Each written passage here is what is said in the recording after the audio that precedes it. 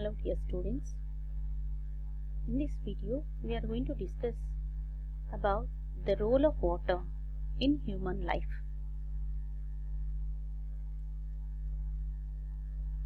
Three points we are going to discuss: importance of the water, uses of the water, and what's the need to develop public water supply. Let us see the importance of the water. 80% of the water is available in the protoplasm of living cells. In the living cells, biochemical reaction takes place. Biochemical reactions like metabolism and growth. If the metabolism has to take place, means water is required. Prime component is water. For the growth, prime component is water. And in the water, all the metals, chemicals, salts all dissolved or can be dissolved. That is the reason why water is called as the universal solvent. Let us take the human body. 75% of the human body is water. For the performance of the physiological organisms in the human body, basic carrier is water. To carry the hemoglobin in the human body, water is required. To carry the food, if you are swallowing a solid without very less content of the water or without the water, you can't able to swallow it. Water, a carrier is required, that is water. To remove the waste from the body, water is required. So for the performance, for carrying circulatory operation, for carrier of the food, and for removal of the waste from the human body, we do require the water. What are the uses of the water? For a human being to survive, they have to be healthy and clean. For that purpose,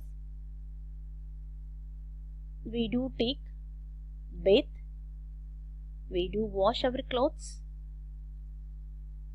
To live, they need to drink the water, they need to eat the food, that is nothing but domestic purpose, heat the water, and for the survival they need for all these purpose water, from drinking, bathing, washing, culinary, heating.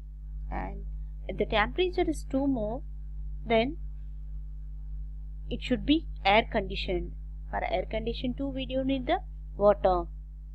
And gardening, if you want to have the different components or instruments,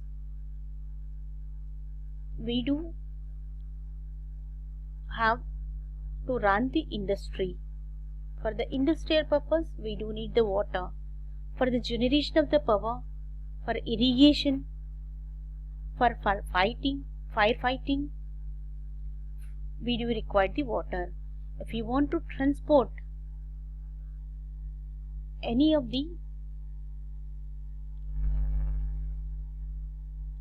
human being or goods, the water is the best transporting element.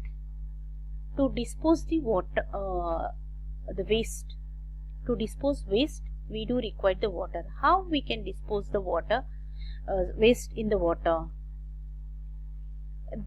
When a flowing water body is there, if you dispose the waste in it, the aeration takes place as it flows.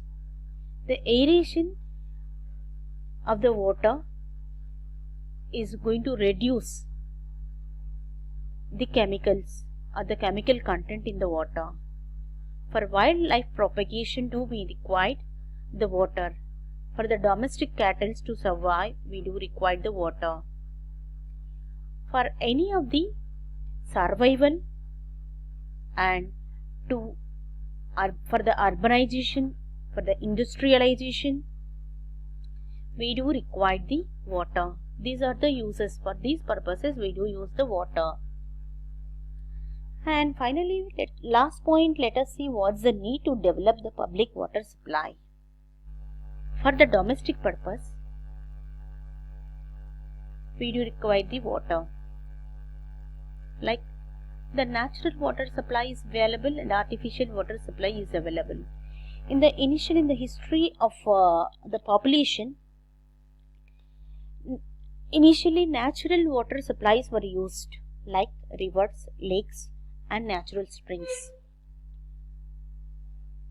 And later on, as urbanization was initiated, artificial water supplies like groundwater wells were used for the domestic purpose. Sometimes even for the industrial purpose as used. Even for the irrigation purpose, the groundwaters were used. As the rapid urbanization takes place, groundwater levels were drastically reduced. That's the reason why we are finding out the shortage in the groundwater levels and we are trying to refill it in the urban areas. We do transport the water through the underwater conduits and the aqueducts. Let us see what is the underwater conduits. An underwater conduct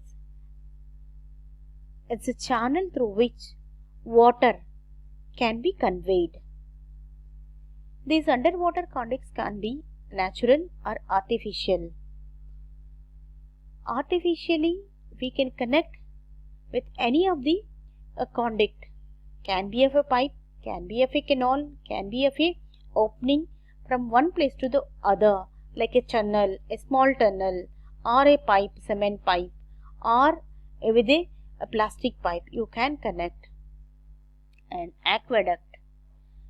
Aqueducts are a system of pipes, ditches, canals, tunnels, and supporting structures used to convey the water from the source to its main distribution point is called as an aqueduct. These aqueducts are constructed from the olden Romans culture onwards to the till today. We do use the aqueducts. Aqueducts, the first aqueduct which was constructed in India in Calcutta during 1857.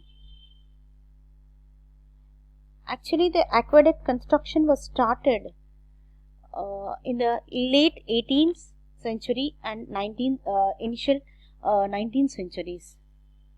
And later on, still the urbanization was increased. The water has to be transported because the population is developed at the higher elevations, and even sometimes there is a chances of water availability at the lower elevations. In such situations, by using the lifting devices, either the rainwater or the groundwater can be lifted to the higher elevation, and then it was supplied to the older population in around the in between these lower and higher elevations. And next one is the service reservoirs. That means the water can be stored and supplied. Those kind of tanks or the reservoirs are called the service reservoirs. Examples are underground water tanks and elevated water tanks. Underground water tanks and both can be made with either with the reinforced concrete or sometimes with the steel, and both can be used to supply the water from different elevations. When the elevated water tank can be able to supply the water to the lower elevations too, when there is no power, continuous power too. And these are the needs to supply the water for the public. and if you are having any doubts, please contact me in the class, or otherwise you can post the doubts in the questionnaire so that I can able to answer you. Thank you.